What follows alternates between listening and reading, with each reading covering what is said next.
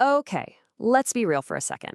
You've totally been there. You're staring at a login screen for an account you haven't touched in, what, 6 months? You hammer in every password variation you can think of. Nope, nothing. So you hit that forgot password button, try to remember your first pet's middle name, and then you create another new password that you're just going to forget anyway. It's this maddening cycle, right? But what if? What if we could just end that cycle for good? I mean, what if you never had to remember a single password, ever again? What if the most secure key imaginable was something you already have with you, every second of every day, something no one could ever really steal? What if the key was you?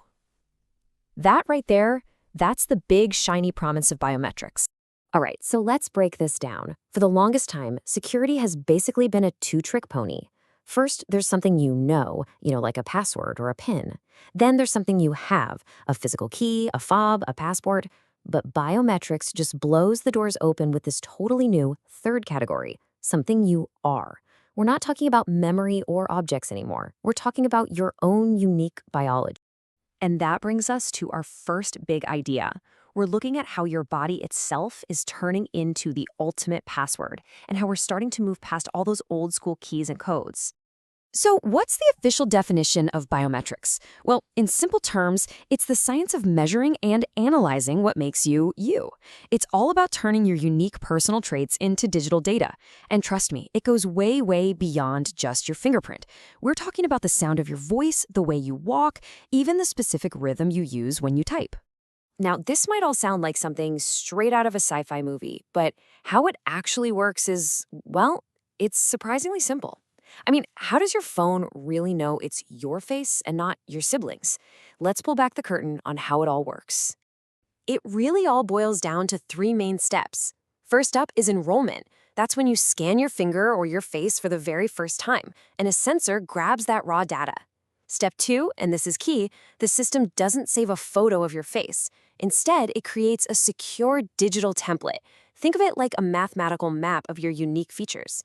And finally, every time you go to unlock your phone, it does a match. It just compares the new scan to that stored template. If they line up, boom, you're in. Now, it is absolutely crucial to understand that these systems work in two very different ways. The first is verification. This is a simple one-to-one check. When you unlock your phone, it's just asking, hey, are you who you say you are? Easy enough. But the second mode, identification, that's a whole different ballgame. That's a one-to-many search. It's taking your scan and checking it against a massive database to ask a much bigger question. Out of all these people, who are you? And believe me, the ways that we can be measured are constantly expanding. This world is so much bigger than just the fingerprint and face scanners we have on our phones. There's a whole universe of different identifiers out there. We can basically split all of these into two main camps. On one side, you've got physiological biometrics. This is all about the shape of your body, things like your fingerprints, the unique pattern in your iris, even your DNA. And then on the other side, you have behavioral biometrics.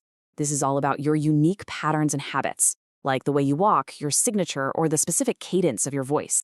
And if you're thinking this is some niche tech for the future, think again. The scale of this is just staggering.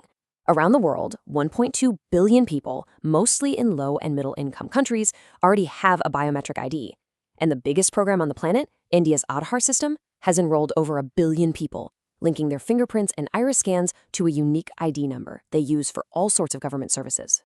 So far, this all sounds incredible, doesn't it? A world with no more passwords, just seamless, easy security, but, and this is a big but, all this convenience comes with a really serious trade-off. We have to talk about the hidden and often permanent risks. You know, some deep thinkers have raised some really profound alarms. The philosopher Giorgio Agamben called this whole process a biopolitical tattoo. He argued that it takes a whole complex person, your personality, your memories, your experiences, and boils you down to a set of data points, what he called a bare body. The question he's really asking is, are we losing some essential part of ourselves in this deal? And look, these aren't just philosophical worries. They have devastating real-world consequences. This is not a drill. In 2015, a data breach at the U.S. Office of Personnel Management exposed the fingerprints of millions of government employees. In 2019, another leak exposed over 1 million more. And in maybe the most terrifying example, when the Taliban took over Afghanistan in 2021, they seized U.S. biometric databases, putting thousands of Afghans who had helped the U.S. in mortal danger. So this really gets us to the core problems. First, permanence. Think about it. If your password gets stolen, you just change it, but you can't get a new fingerprint. Once that data is out there, it is compromised forever. Second, surveillance. This data can be used to track you without you ever knowing it. Third, privacy. Your biometrics can accidentally reveal sensitive health info you never planned on sharing. And finally, real physical danger. There's a true, gruesome story about car thieves in Malaysia who literally cut off a man's finger to steal his Mercedes. The stakes are that high. So this leaves us with a massive question. Where do we go from here? Can we actually get all the benefits of this tech, the convenience, the security, without giving up our privacy and our actual safety? What's next for our identity? One of the most promising ideas out there is something called cancelable biometrics. The best way to think about it is like this. Instead of the system storing a perfect copy of your key, it stores a unique, intentionally distorted or scrambled version of it. So if a hacker steals that scrambled version, it's totally useless to them. You just tell the system to cancel it, and you generate a brand new scramble from your exact same fingerprint. It's a super clever way to make something permanent feel replaceable. And that brings us right back to the central dilemma, doesn't it? We are building a world where our very bodies are the keys to unlock our entire lives. But in doing that, we're also creating the most perfect, permanent tools for control and surveillance ever invented. So the question we all have to ask ourselves is this: is the ultimate convenience really worth the ultimate risk?